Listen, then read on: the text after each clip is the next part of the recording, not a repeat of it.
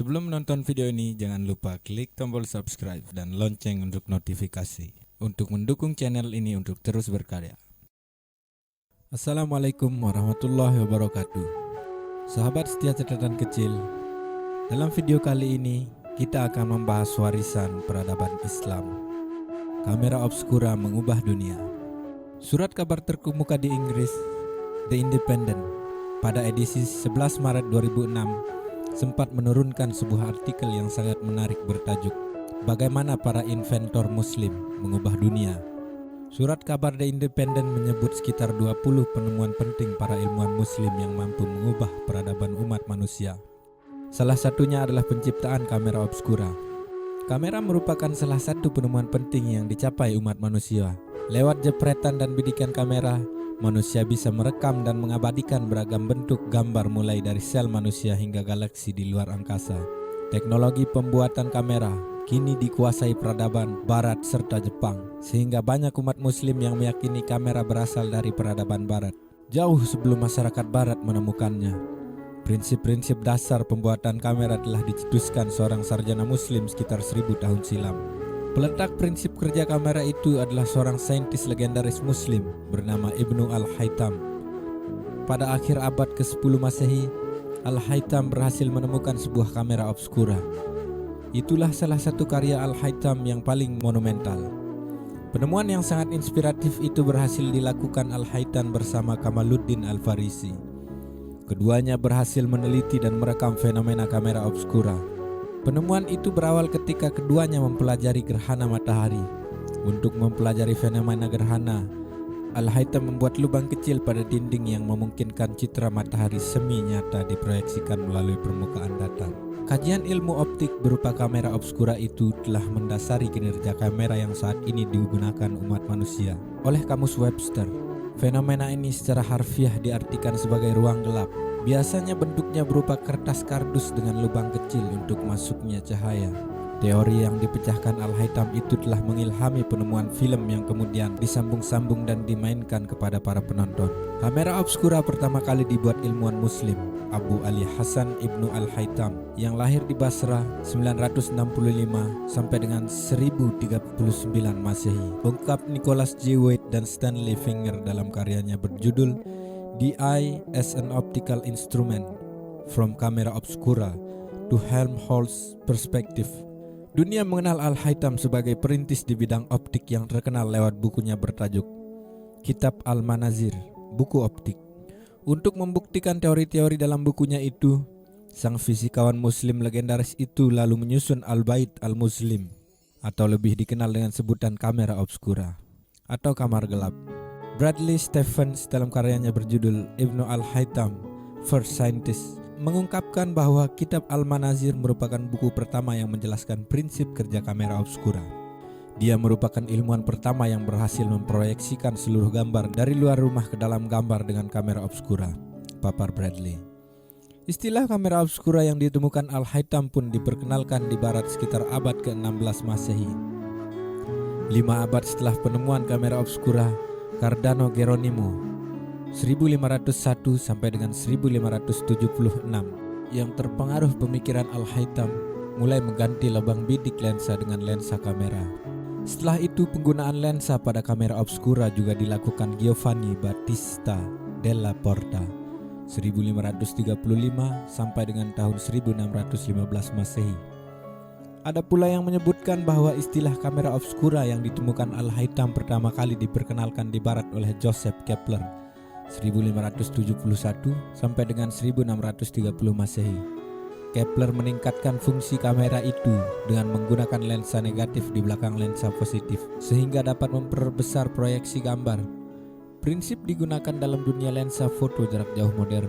Setelah itu, Robert Boyle tahun 1627 sampai dengan 1691 Masehi mulai menyusun kamera yang berbentuk kecil tanpa kabel. Jenisnya kotak, kamera obskura pada 1665 Masehi.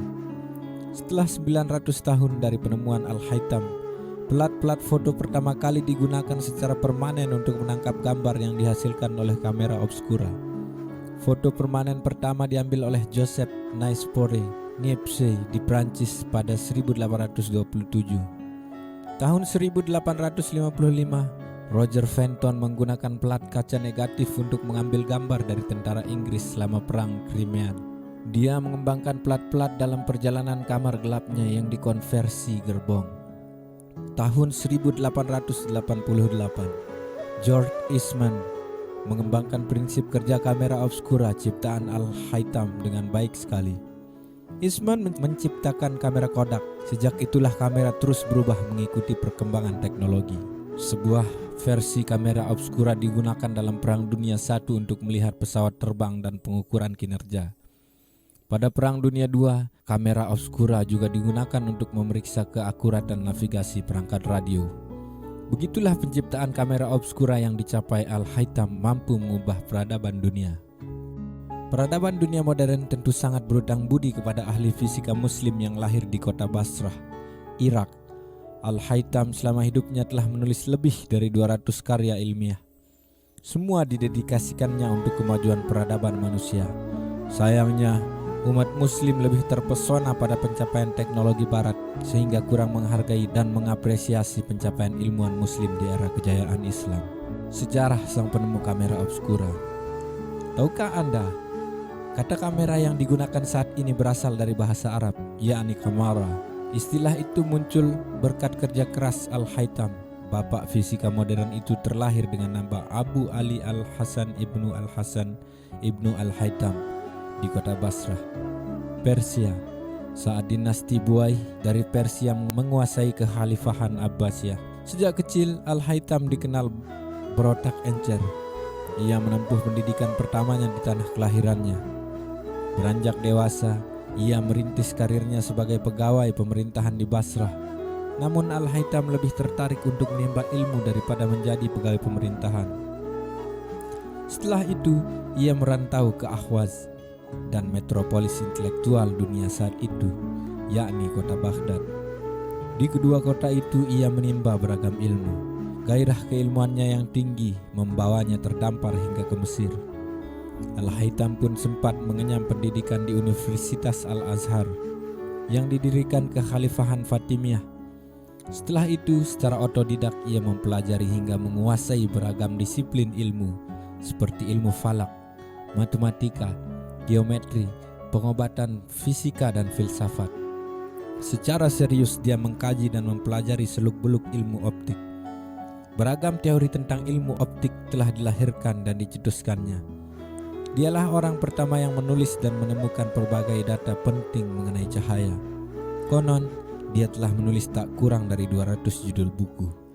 Dalam salah satu kitab yang ditulisnya, Al-Hazan, begitu dunia barat menyebutnya, juga menjelaskan tentang ragam cahaya yang muncul saat matahari terbenam.